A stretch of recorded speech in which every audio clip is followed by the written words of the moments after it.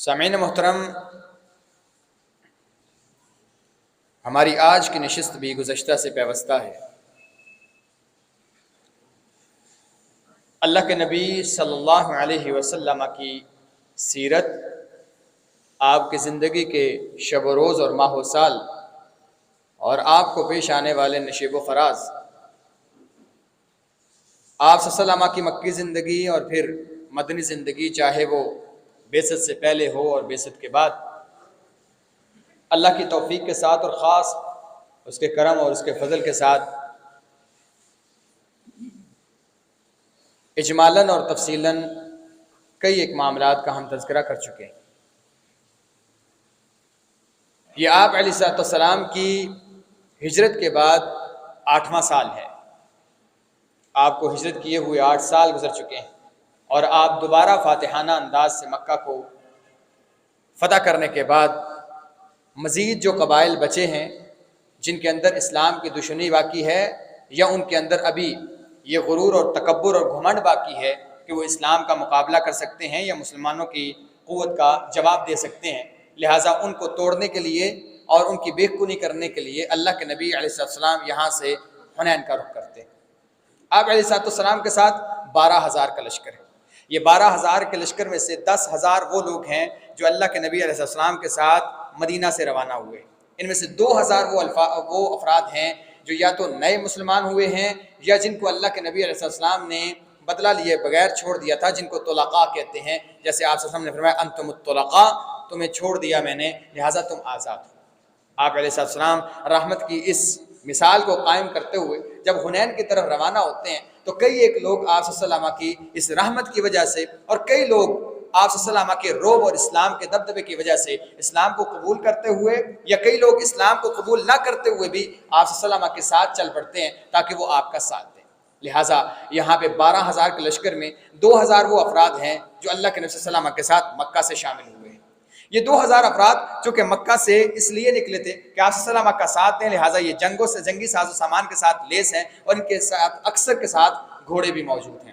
لہٰذا اللہ کے نبی علیہ السلام کی یہ عادت مبارکہ تھی کہ جب بھی آپ لشکر کی تنظیم سازی کرتے تو سب سے اول اور ہراول دستہ جو ہوتا اس کو گھڑ سواروں کے ساتھ مزین کرتے، اور سب سے بنیادی اور سب سے ابتدائی معاملہ گھڑ سواروں کے ہاتھ ہوتا، اور قیادت بھی انہی کے ہاتھ میں ہوتی۔ اس کے پیچھے پھر پیادہ اور پیچھے سارے معاملات ہوتے، اور سب سے آخر اونٹوں والے ہوتے کیونکہ ان کی چلنا تھوڑا سا دشوار ہوتا ہے۔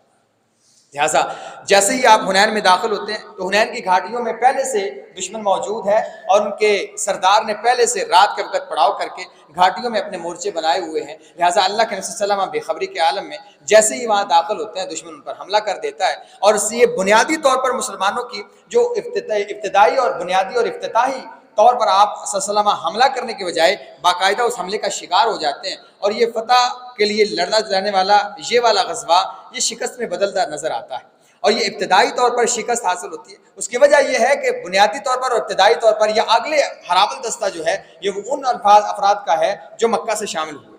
ان کے اندر ابھی تک وہ قوت، وہ جمع مردی اور وہ تربیت جو صحابہ کے ساتھ تھی اپنی جان کو دے دینے کی، وہ شامل نہیں تھی۔ لہٰذا جیسے ہی اچانک حملہ ہوا یہ گھڑ سوار آپس میں دوڑ جاتے ہیں، اور جانوروں کے بدکنے کی وجہ سے ایک بھگدڑ مچتی ہے جس سے کئی ایک صحابہ تتر بتر ہو جاتے ہیں، اور جنگ کے ماحول میں اور میدان میں گرد و غبار کا ایک معاملہ ہوتا ہے۔ لہٰذا اللہ کے نبی صلی اللہ علیہ وسلم صحابہ کو حضرت عباس کو حکم دیتے ہیں، عباس ذرا آواز لگاؤ کہ وہ جو درخت والے ہیں جنہوں نے میرے ساتھ بیت رضوان کے اوپر بیعت کی تھی، لہٰذا ان کو آواز دو۔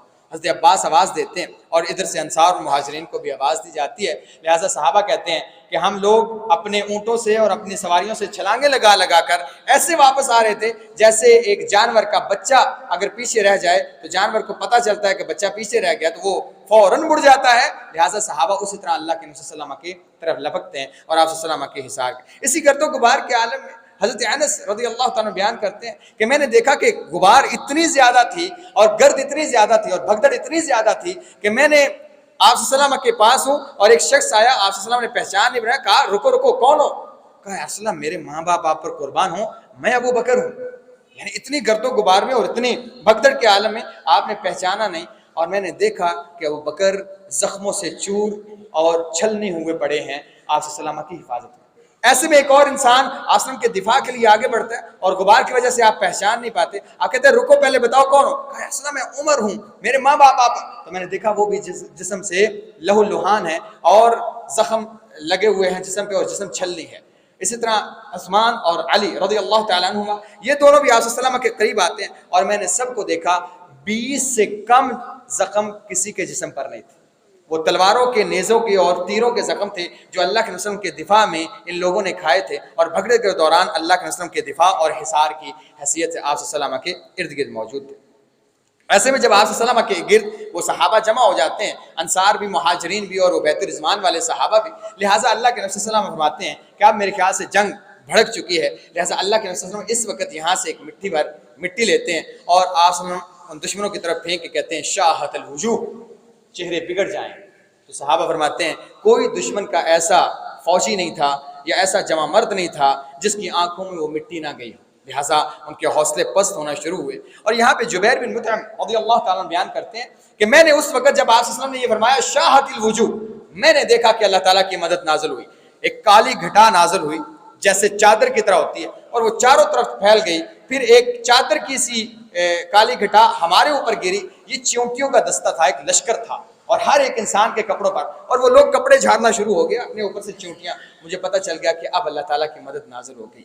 صحابہ کہتے ہیں پھر ہم نے سفید اور سرخ رنگ کے نوجوانوں کو دیکھا جو سرخ امامے باندھے ہوئے چتکبرے گھوڑوں پر نازل ہو رہے تھے اور جوک تر جوک مسلمانوں کے لشکر میں شامل ہوئے. یہ اللہ تعالیٰ کی طرف سے نازل کرتا فرشتے تھے جس سے کفار کے دلوں میں روب بھی پیدا ہوا, دبدبہ پیدا ہوا. اور وہ لوگ جو بعد میں مسلمان ہوئے وہ کہتے ہیں جس وقت یہ چیونٹیاں نازل ہوئیں ہمارے دلوں میں روب ایسا تھا کہ جیسے ایک انسان دہشت کی وجہ سے اس کے دل میں ٹن ٹن کی آواز آتی ہے, جیسے کسی خالی پتھر کے اوپر پتھر کی کنکری ماریں تو آواز پیدا ہوتی ہے. ہمارے دل ایسے تھے جیسے پھٹے جا رہے ہیں اور ٹن ٹن کی آوازیں آ رہی تھیں. لہٰذا اس سے پتہ چلتا کہ ہمارے دلوں میں روب ڈال دیا گیا ہے, ہمارے ہاتھوں سے کپکپاہٹ نہیں جا رہی تھی اور ہمارے حوصلے ٹوٹ گئے. لہٰذا اس طرح کر کے دشمن کو اللہ تعالیٰ نے شکست دی اور آپ صلی اللہ علیہ وسلم کو یہ شکست میں بدلی ہوئی, یہ فتح دوبارہ آپ علیہ السلام کو نصیب ہوئی. لہٰذا صحابہ کرام نے ان کو شکست دے دی. یہاں سے ان کا نوجوان سردار اور دیگر یہ سارے کے سارے لوگ تقریباً 3 گروہوں میں بٹتے ہیں.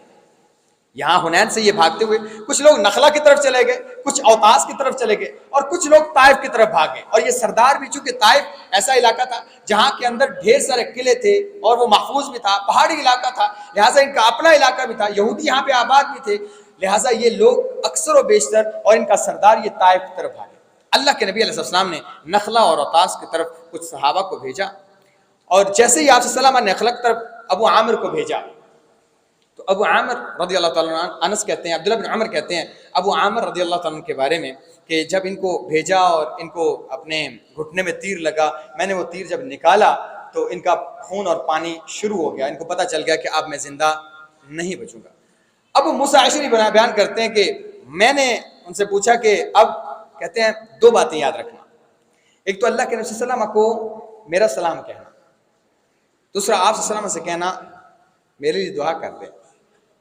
حالانکہ مہم اللہ کے نبی صلی اللہ علیہ وسلم نے خود بھیجی تھی, لیکن پھر بھی درخواست کرنا کہ ابو عامر کہہ رہا تھا کہ میری معافی اور بخشش کے لیے دعا کر دیں. ابو موسیٰ اشعری کہتے ہیں میں جب آپ صلی اللہ علیہ وسلم کے پاس آیا تو آپ ایک باندھ کی بنی ہوئی چارپائی پہ لیٹے ہوئے تھے اور اس کے نشانات آپ صلی اللہ علیہ وسلم کے جسم پر واضح نظر آ رہے تھے. تو میں نے کہا یا رسول اللہ, ابو عامر کہہ رہا تھا کہ میرے لیے دعا کیجیے گا. آپ صلی اللہ علیہ وسلم نے فوراً پانی منگوایا, آپ علیہ السلام نے وضو کیا. وضو کرنے کے بعد ابو موسیٰ کہتے ہیں کہ آپ نے دونوں ہاتھوں کو بلند کیا اور اتنا بلند کیا کہ مجھے آپ کے بغلوں کی سفیدی نظر آنے لگی. آپ نے کہا یا اللہ ابو عامر کو معاف کر دے, اور صرف یہ نہیں کہا یا اللہ ابو عامر کو قیامت کے دن بہت سارے لوگوں پر فضیلت دے کے کھڑا کر اور قیامت کے اندر بہت سارے لوگوں سے بلند درجے عطا فرما جنت میں. کہتے ہیں جیسے میں نے دیکھا کہ اللہ کے نبی ابو عامر کے لیے دعا کر رہے ہیں, میں کہا یا رسول اللہ میرے لیے بھی کر دیں, پاس کھڑا ہوں. آپ نے اس کے ساتھ میرے لیے بھی دعا کی اور کہا یا اللہ ابو موسیٰ اشعری کو, عبید کو بھی معاف فرما اور اسے جنت میں اعلیٰ مقام عطا فرما. اللہ کے نبی صلی اللہ علیہ وسلم صحابہ کے لیے دعا کی, اس سے بڑا ٹائٹل کیا ہو سکتا ہے. اللہ کے نبی صلی اللہ علیہ وسلم نے ان دونوں کے لیے دعائیں کی. لہٰذا یہاں آپ صلی اللہ علیہ وسلم نے خود جو قیادت کی لشکر کی وہ اس لشکر کی جو طائف کی طرف جا رہا تھا, کیونکہ سردار اور دیگر جو زیادہ یہودی تھے وہ طائف کی طرف بھاگے تھے. طائف کی طرف جاتے ہوئے آپ صلی اللہ علیہ وسلم نے صحابہ سے کہا کہ یہاں پہ ایک بندہ ہے بجاد، یہ بجاد وہ بندہ تھا جس نے ایک صحابی کو بڑی بے دردی سے قتل کر دیا تھا. تو اللہ کے رسول نے فرمایا اگر تم ہو سکے نا تو اسے زندہ پکڑنا، مل جائے نا اسے چھوڑنا نہیں، اسے پکڑ کے میرے پاس لانا ہے، یعنی قصاص سے قتل کیا جائے. یہ بجاد جو تھا یہ بنو سعد قبیلے سے تھا. شاید آپ کو نہ یاد ہو لیکن ابھی بات چلے گی تو آپ کو یاد آ جائے گا. بنو سعد قبیلے سے تھا. صحابہ ان مفرور ملزموں کو جو حنین سے بھاگے ہوئے تھے ان کو پکڑنے کے لیے پیچھے پیچھے پیچھے پیچھے بھاگم بھاگ تھے. جو پکڑے جاتے آپ وسلم ان کو صحابہ آپ وسلم کی خدمت میں حاضر کرتے یا ایک جگہ پر اکٹھے کر رہے تھے کہ آپ وسلم ان کے بارے میں کیا فیصلہ کرتے ہیں. تو بجاد ان کو مل گیا اور بجاد کے پورے خاندان کو صحابہ نے گرفتار کر لیا. اب اللہ کے رسول ابھی سفر میں تھے تو صحابہ نے اس کو پکڑا اور آپ کے سامنے لا کھڑا کیا. اب یہ باندھا ہوا ہے، اس کے بارے میں بھی فیصلہ نہیں ہوا، لیکن بنو سعد کے قبیلے کے اور بھی کافی افراد پکڑے گئے. ان میں ایک بی بی ہے، بوڑھی ہو چکی ہے، بزرگ ہے. اللہ کے رسول کے قریب آتی ہے، یہ صحابہ سے کچھ باتیں کر رہی ہیں، صحابہ مان نہیں رہے. یہ اپنا تعارف کروا رہے ہیں، میں فلاں ہوں، میں فلاں ہوں، میں فلاں. آپ کہہ رہے ہیں بی بی اللہ کے نبی کو بتانا، ہمارا معاملہ نہیں ہے. لہٰذا یہ اللہ کے رسول کے پاس آتی ہے اور اللہ کے رسول سے چند باتیں کرتی ہے. صحابہ دیکھ رہے ہیں یہ معاملہ. اللہ کے نبی اچانک اٹھتے ہیں اور اپنی چادر کو اتار کے بچھاتے ہیں اور اس کے اوپر بٹھاتے ہیں. کمال ہے، یہ بی بی کون ہے جو اللہ کے رسول صلی اللہ علیہ وسلم اپنی چادر اس کے نیچے بچھا رہے ہیں. وہ جو گفتگو تھی وہ گفتگو یہ تھی، وہ بی بی کہتی ہے حضرت آپ مجھے جانتے ہیں؟ کہا نہیں. کون؟ کہا میں آپ کی دودھ شریک بہن شیمہ ہوں، بنو سعد قبیلے سے. ہاں عرصہ ہو گیا بنو سعد سے، میں نے وہ 4 سال کی عمر میں بنو سعد جب سے چھوڑا کہاں بنو سعد میں گیا. 4 سال تک مجھے اماں جی نے رکھا، اس کے بعد کہاں بنو سعد میں دوبارہ، مجھے کیا پتا کوئی علامت. کہتی حضرت آپ کو نہیں نہ پتا، مجھے یاد ہے، مجھے پتا ہے. اور بہنوں کو اکثر باتیں پتا ہوتی ہیں. بھائی دنیا کی رنگینیوں میں اگر گم بھی ہو جائیں تو بہنوں کو بڑی باتیں پتا ہوتی ہیں، اور خاص طور پر بڑی بہنوں جو ماؤں کی جگہ لیتی ہیں. انہوں نے نہلایا بھی ہوتا ہے، ہمارے کپڑے دھوئے ہوتے ہیں، ہمیں صاف کیا ہوتا ہے، ہمارے پخانے صاف کیے ہوتے ہیں. اسے بڑا یاد ہوتا ہے کہ کون سا داغ اس کے جسم کے کون سے حصے پر ہے. یہ الگ بات ہے کہ دنیا کے معاملات میں ایک انسان ایسا بھاگتا ہے پھر اسے بہنیں یاد نہیں ہوتی. کہتے اللہ کے نبی مجھے جو یاد ہے ہم وادی سر کے علاقے میں تھے، میں آپ کو کھلا رہی تھی، میری والد اور والدہ بھی وہیں پہ موجود تھے. میں نے آپ کو اٹھایا تھا اور لاڈ میں آپ نے مجھے کاٹا تھا، دندی کاٹی تھی ادھر پیچھے. آج بھی اللہ کے نبی وہ نشان موجود ہے. اللہ کے رسول کو ساری بات یاد آ گئی. آپ نے اپنی چادر اتاری، کہا یہاں بیٹھو. یہ تکریم ہے بہن کی، اور وہ بھی رضائی بہن کی، سگی بہن کی نہیں. آپ نے کہا یہاں بیٹھو. اس ذرا بتانا مجھے اماں جی کا کیا حال ہے، ابا جی کا کیا حال ہے. کہا حضرت عرصے ہو گئے وہ فوت ہو گئے، مدتیں ہو گئی. آپ صلی اللہ علیہ وسلم رو دیے. آپ نے کہا شیمہ دونوں چیزوں میں اختیار ہے. میری چاہت یہ ہے میرے پاس رہ، عزت کے ساتھ، تکریم کے ساتھ. میرا دل یہ چاہتا ہے. ہاں آپ کا دل ہے اگر آپ قبیلے واپس جانا چاہتی ہیں تو آپ کی اپنی مرضی ہے، آپ قبیلے واپس چلے جائیں. شیمہ کہتی ہے نہیں حضرت میں اپنے قبیلے جانا چاہتی ہوں. ہم نے کہا بھائی یہ شیمہ کو جانے دو، بھائی جو ان کے قبیلے کے لوگ ان کو بس جانے دو. بھائی آپ کو نہیں پتا میری دوسری بہن ہے، بھائی میرا اس کے ساتھ رشتہ ہے، میرا تعلق ہے اس کے ساتھ، بھائی اسے جانے دو. اللہ کے رسول نے 3 غلام 1 لونڈی بھی اسے دی. اور اس سے پتا چلا کہ جب بہنیں آتی ہیں حیثیت کے مطابق اسے دیا کرو. آپ نے 3 غلام 1 لونڈی بھی دی. کہا شیمہ یہ ساتھ لے جاؤ، کام آئیں گے، تمہاری خدمت کریں گے. میں تو ٹھہرا میرے معاملات دیکھ لو، میرے پاس رہو تو میں تیری خدمت بھی کروں. لیکن جا رہی ہو تیری خدمت کا بندوبست کیے دیتا ہوں تاکہ تجھے تکلیف نہ ہو. تو میں جتنا کر سکتا ہوں میں وہ کرتا ہوں نا. یہ غلام بھی لے جاؤ, لونڈی بھی لے جاؤ. اچھا, جیسے یہ قبیلے سے وہاں سے نکل کے قبیلے کو پتہ چلا بھی وہاں گئی اور اللہ کے وسلم تقریب کی, عزت کی اور شرف اور مقام اور آپ صلی اللہ علیہ وسلم کے ساتھ تعلق اور رشتہ داریاں ساری یاد آ گئیں. کہا شیما تیری تو بات چیت ہے, اللہ کے نبی بڑی عزت کرتے ہیں, وہ بجاد نے غلطی کر لی ہے تو آپ اس کے لیے سفارش کر دیں. اب شیما دوبارہ اللہ کے رسول کے پاس آتی ہے تو آپ کہتی ہے یا رسول اللہ ایک درخواست ہے. کہا بولو نا کیا. کہا وہ بجاد وہ آپ مجھے ہبا کر دیں, میرے لیے اسے چھوڑ دیں, اسے غلطی کی اسے معاف کر دیں اور اسے آزاد کر دیں, میرے حوالے کر دیں. اللہ کے رسول نے ایک تو آپ صلی اللہ علیہ وسلم نے اسے 2 اونٹ دیے, دوبارہ جو آئی تھی تو دوبارہ 2 اونٹ بھی دیے. کہا بجاد کو بھی آزاد کرتا ہوں, جا تیرا لے جائے اسے. آپ نے اسے قتل نہیں کیا بہن کی وجہ سے, وہ جو سفارش کی تھی بہن, تو آپ صلی اللہ علیہ وسلم نے بجاد کو بھی آزاد کر دیا.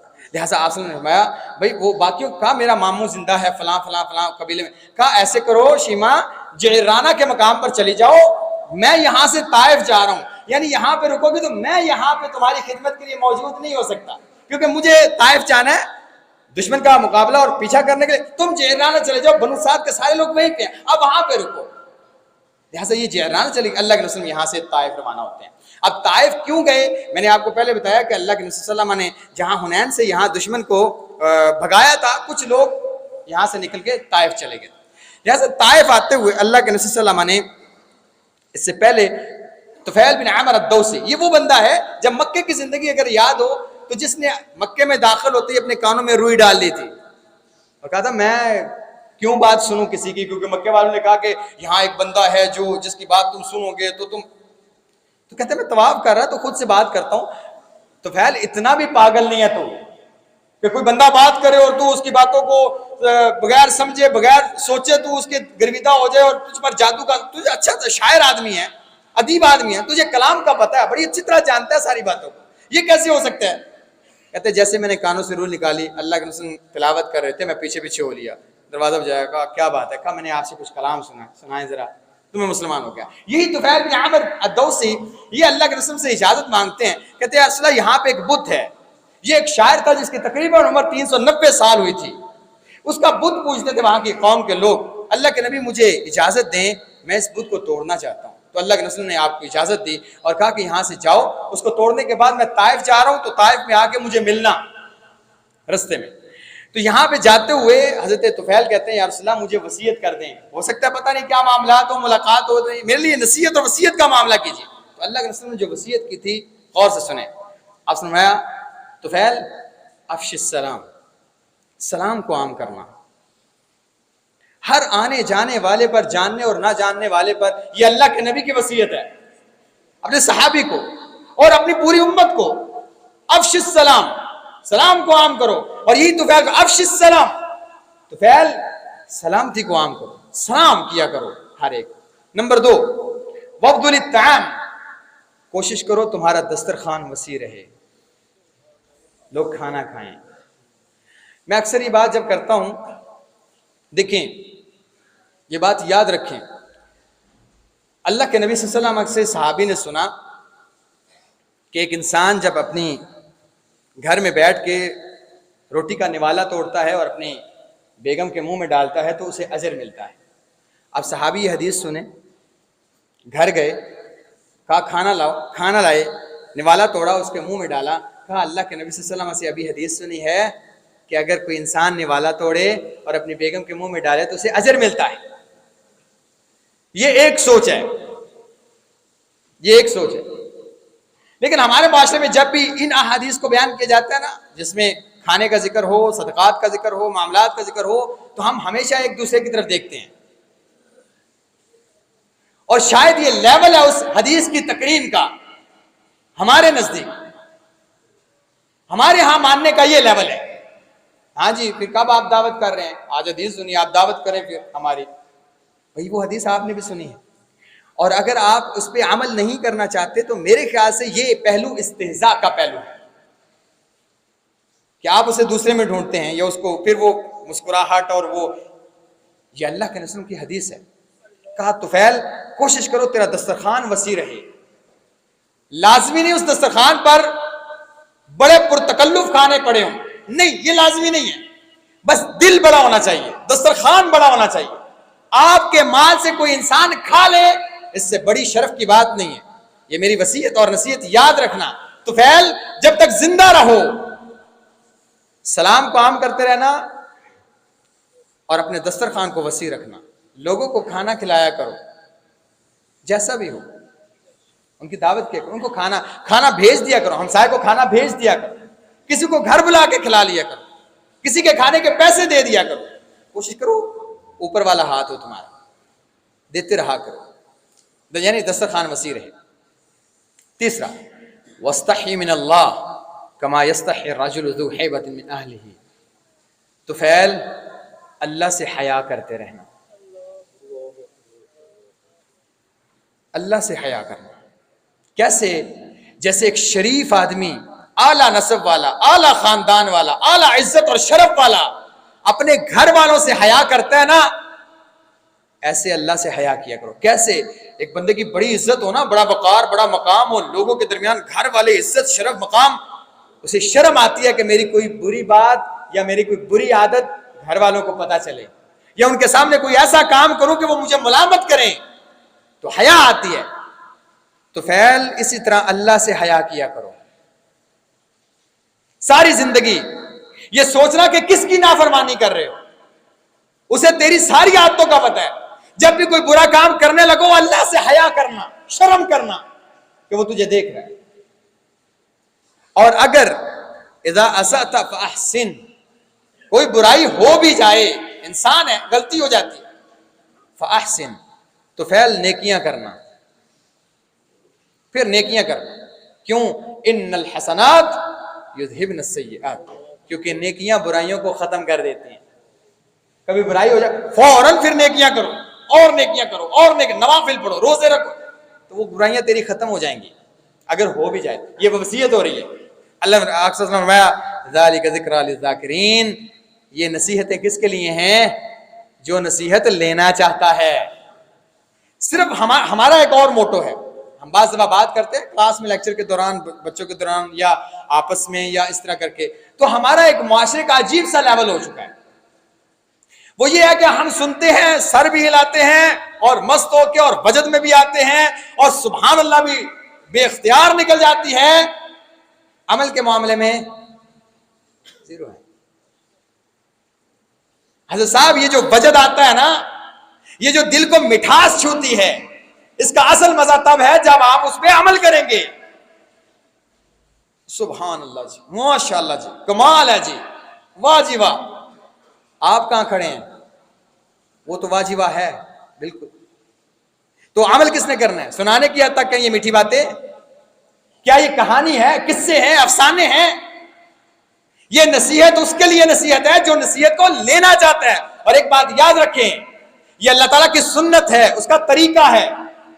ان اللہ لا یغیر ما بقوم حتی یغیروا ما بانفسہم. جب تک آپ 2 قدم آگے چل کے اللہ کی طرف نہیں بڑھیں گے، ہدایت آپ کو کبھی نہیں ملے گی. جب تک دل سے چاہت نہیں ہوگی، جب آپ چاہیں گے نہیں.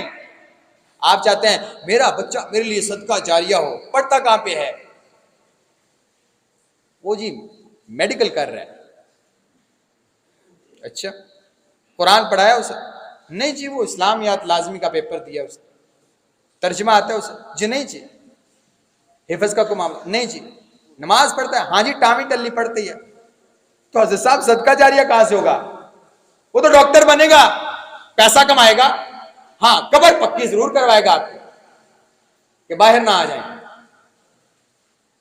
صدقہ جاریہ آپ چاہتے ہیں آپ کے اولاد ہو تو کم از کم اسے وہ کام تو سکھا کے جائیں جو صدقہ جاریہ والے ہیں. دین سے آپ دور، میں دور، ہماری اولاد دور، معاشرہ دور. اور چاہت یہ ہے کہ سبحان اللہ جی، اللہ کے نبی صلی اللہ علیہ وسلم فرمایا ایک بندہ جنت وہ قبر میں ہے، فوت ہو چکا ہے، اس کا جنت میں درجہ بلند کیا جاتا ہے. تو کیسے ہے جی؟ وہ آپ کی اولاد دعا کر سبحان اللہ. تو آپ کہاں کھڑے ہیں؟ یہ سبحان اللہ سے نہیں ہوگا. وہ بچے کو اس طرف لے کے آئیں، خود اس کی تعلیمات کا بندوبست کریں، وہ کام کریں. جس سے وہ آپ کے لیے صدقہ جاریہ بنے، تب ہوگا۔ خالی سبحان اللہ سے کیا ہوتا ہے؟ خالی سن لینے سے کیا ہوتا ہے؟ لہٰذا جب تک آپ اس رستے کی طرف چلیں گے نہیں، حضرت صاحب اس کا فائدہ کوئی نہیں ہے۔ سننے سنانے والے معاملات تو ڈھیر سارے ہوتے ہیں، مجھ سے اچھا آپ کو سنائیں گے، میں سادہ سا بولتا رہتا ہوں یہاں پہ، اوپر سے دیکھ کے آپ کچھ باتیں سناتا رہتا ہوں، کچھ چیزیں ایسے سادہ سی معاملات، مجھ سے اچھے اچھے ماشاءاللہ مقررین ہیں، واعظین۔ سننے کا کیا ہے؟ بات یہ ہے کہ ہم کھڑے کہاں پہ۔ لہٰذا آپ صلی اللہ علیہ وسلم کی وصیت سن کے تو فیل چلے جاتے ہیں اور اس بت کو گرا کے واپس بھی آتے ہیں۔ آپ صلی اللہ علیہ وسلم اسی رستے کے دوران آپ صلی اللہ علیہ وسلم ایک قبر کی طرف صحابہ کا اشارہ کرتے ہیں، صحابہ کو، یہ وہ قبر ہے جو ثقیف، جو قبیلہ ہے بنو ثقیف، ان کے دادا کی ہے، یعنی جن سے یہ قبیلہ چلا، اور وہ بھی ثقیف کا بہت بڑا آدمی تھا، اور یہ قوم سمود سے تھا۔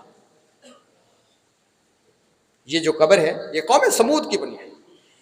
اللہ کے رسول ان کی طرف صالح علیہ السلام کو بھیجا گیا تھا، لہٰذا ان لوگوں بدبختوں نے ایسا کیا، ان کی اونٹنی کے پاؤں کاٹ ڈالے، ان کو سارے معاملات کرنے کے بعد اللہ تعالیٰ نے ان پر عذاب نازل کیا اور یہ تباہ و برباد ہو گئے۔ یہ جو ہے، یہ جو بندے کی قبر ہے،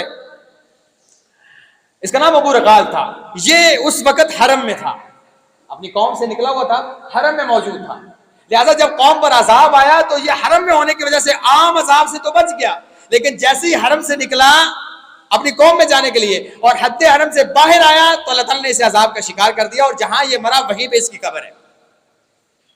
اور صحابہ اس بات کی تصدیق کرنے کے لیے جاننا چاہتے ہو؟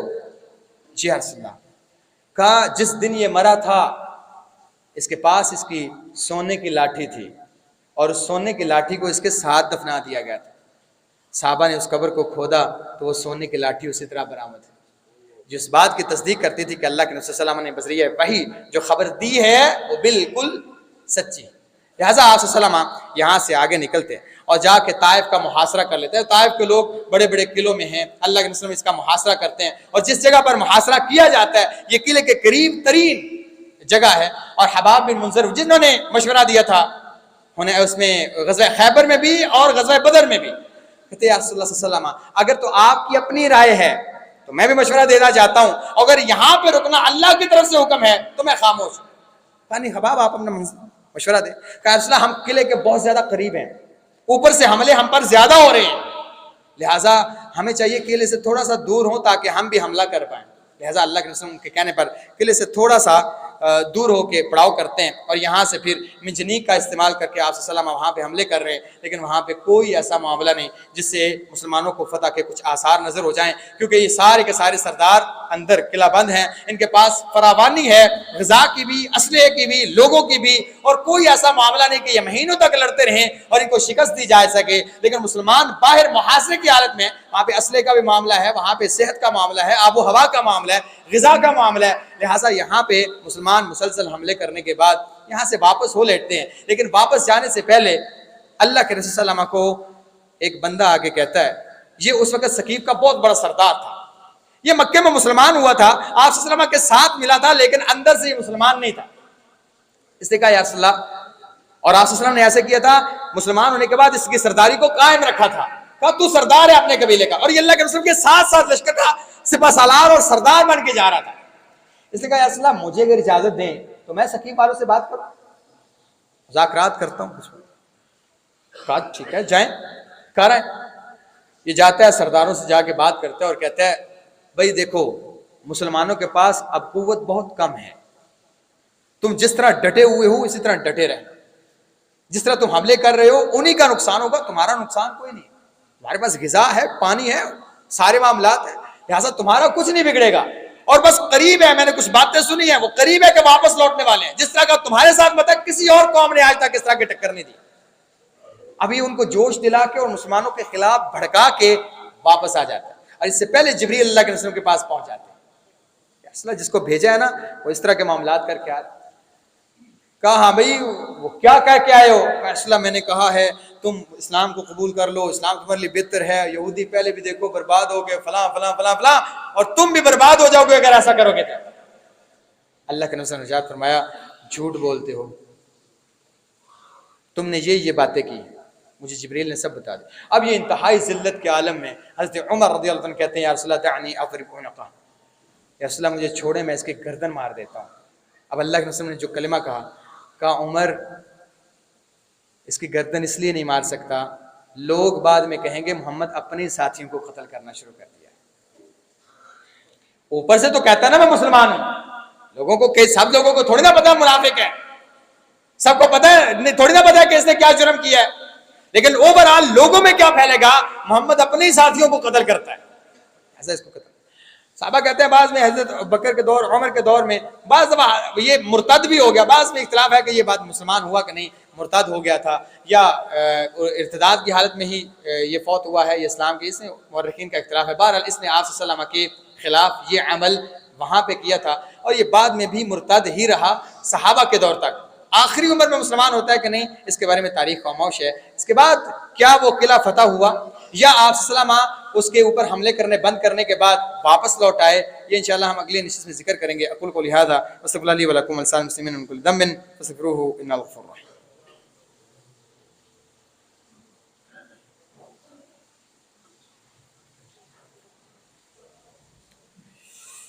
ان الحمد للہ نحمده ونستعینه ونستغفره ونؤمن به ونتوکل علیہ ونعوذ باللہ من شرور انفسنا ومن سیئات اعمالنا من يهده الله فلا مضل له ومن يضلل فلا هادي له اما بعد فاعوذ باللہ من الشیطان الرجیم من همزه ونفخه ونفثه بسم اللہ الرحمن الرحیم وذکر فإن الذکرى تنفع المؤمنین سبحان ربک رب العزة عما یصفون وسلام علی المرسلین والحمد للہ رب العالمین۔ اے نبی صلی اللہ علیہ وسلم نصیحت کرتے رہا کریں، سمجھاتے رہا کریں، کیونکہ مومنوں کو یہ نصیحتیں بہت فائدہ دیتی ہیں، لیکن فائدہ لینے کے لیے شرط لگائی گئی ہے مومن ہونا۔ ایمان کی رمق باقی ہے، اسلام کی رمق باقی ہے، اللہ کے یاد دل میں ابھی تک باقی ہے، دل پہ مورے نہیں لگی، ابھی دل پر غلاف نہیں چڑھے، ابھی دل الٹے نہیں ہوئے، تو بہت زیادہ ممکن ہے کہ آپ کو سمجھایا جانا یا آپ کی باتیں کرنا مومنوں کو بہت فائدہ دے، لوٹ آئیں، پلٹ آئیں، سمجھ جائیں، توبہ کر لیں، استغفار کر لیں۔ لہٰذا یہ نصیحتیں ہیں جو اللہ کے رسول کی سیرت سے اور ان تعلیمات سے ملتی ہیں، جو اللہ کے رسول۔ اب آپ دیکھ رہے ہیں آپ صلی اللہ علیہ وسلم کا باقاعدہ جنگ کے معاملے میں توحید کی طرف مائل ہونا، صحابہ کی تربیت کرنا، اور پھر رشتہ داریوں کا حساب رکھنا، تعلق رکھنا اور تعلق داریوں کو یاد رکھنا۔ چھوٹا سا معاملہ ہو جائے کہتے جی اس ٹائم میں ٹینشن تھی، پریشان سی، میں نہیں سمجھ آئی۔ آپ صلی اللہ علیہ وسلم سے زیادہ پریشانی کا معاملہ ہے، صحابہ ساتھ شہید ہو رہے ہیں، اسلام کا معاملہ ہے، آپ خود وہاں کہاں سے سفر کر کے حنین کے اندر میدان جنگ میں بیٹھے ہوئے ہیں، اور اگلے غزوے کے لیے آپ سفر کر رہے ہیں، اور ایسے میں آپ کی دوسری شریک بہن صدی کتنے سال ہو گئے جن سے ملاقات کی ہوئے، وہ آتی ہے اور آپ اس کی یہ تکریم کرتے ہیں، تو پریشانی آسلم کو کم تھی؟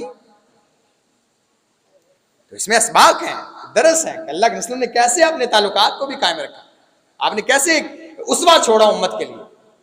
اور پھر میں جیسے اکثر و بیشتر یاد کرواتا رہتا ہوں کہ ذخیرہ احادیث میں اور شریعت اسلامیہ میں وہ حدیث جس کے بعد اجر کے بارے میں کوئی بڑی حدیث واقع نہیں ہوئی، یعنی ذخیرہ حدیث میں اجر کے معاملے میں سب سے بڑی حدیث، سب سے بڑا اجر، ایسا انسان جو جمعے والے دن جلدی تیار ہوتا ہے، نہاتا ہے، غسل کرتا ہے، جلدی جانے کی کوشش کرتا ہے، امام کے قریب بیٹھتا ہے، خطبہ سنتا ہے اور کوئی لغو حرکت نہیں کرتا، یعنی جمعے کا اہتمام کرتا ہے، صبح اٹھ کے سب سے زیادہ معاملہ اس کا جمعہ ہوتا ہے۔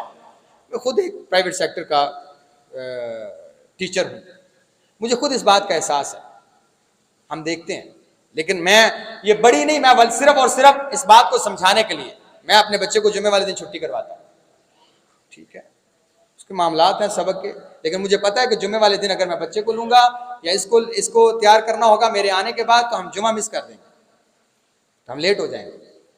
تو یہ نہیں کہہ رہا کہ سب کو چھٹی کروائیں، یہ کہہ رہا ہوں کہ اہتمام کریں، آپ کے دل میں یہ بات ہونی چاہیے کہ آج جمعہ ہے۔ اللہ کے نبی علیہ السلام نے ارشاد فرمایا، یہ انسان جتنے قدم چلتا ہے، جتنے قدم مسجد کی طرف سوار ہو کے نہیں آتا، پیدل آتا ہے، جتنے قدم چلتا ہے، ہر قدم کے بدلے ایک قدم پر 1 سال کے روزے، 1 سال کے تہجد کا ثواب اسے عطا۔ کمال ہے، ایک بندہ 2000 قدم چل کے آیا، 2000 سال کے روزے، 2000 سال کے تہجد کا ثواب، کیسے؟ جمعے کا اہتمام کر کے۔ مجھے پتہ ہے سردی کا دن ہے، سردی کے ایام ہیں، چھوٹا دن ہے، معاملات ہیں، لیکن یہ اہتمام اتنا بڑا اجر لینا ہے تو پھر کچھ نہ کچھ تو آپ کو قربانیاں دینی ہوں گی، اس کا اہتمام کرنا ہوگا۔ ہمارے انتہائی محترم بزرگ ہیں حاجی صدیق صاحب، ان کی والدہ کا کچھ دن پہلے انتقال ہوا، ان کے لیے دعائے مغفرت کی درخواست آئی ہے، اور کئی لوگ بیمار ہیں، خاص طور پہ ڈینگی کا معاملہ ہے، کئی لوگ بیمار ہو رہے ہیں، موسم تبدیل ہو رہا ہے، بخار کا شکار ہیں، ان کے لیے بھی دعا کریں۔ اللہ تعالیٰ ہم سب کے گناہوں کو معاف فرما، تمام بیماروں کو شفائے کاملہ عاجلہ عطا فرما، اللہ جو فوت ہو چکے کروٹ کروٹ جنت عطا فرما، اللہ جنت میں اعلیٰ مقام عطا فرما، اللہ ان کی منزلیں اگلی آسان فرما، اللہ قبر کے عذاب سے محفوظ فرما، حشر کے عذاب سے محفوظ فرما، اپنے رحمت کے سائے میں جگہ عطا فرما، جنت میں اعلیٰ مقام عطا فرما، ہمیں زندگی اسلام والی، موت کامل ایمان والی عطا فرما، اللہ ہمیں اس وقت موت آئے جب تو ہم سے راضی ہو جائے، اللہ ناراضگی کی حالت میں ہمیں موت نہ دینا، اللہ ہم سے راضی ہو جا، ہمارے گناہوں کو معاف فرما، ہم سب کے نیک اعمال قبول فرما، ہمیں ہمارے والدین کے لیے صدقہ جاریہ بنا، ہماری اولادوں کو ہمارے لیے صدقہ جاریہ بنا، ربنا تقبل منا انك انت السميع العليم وتب علينا انك انت التواب الرحيم، وصلى الله تعالى على خير خلق محمد وعلى اله وصحبه اجمعين برحمتك يا ارحم الراحمين۔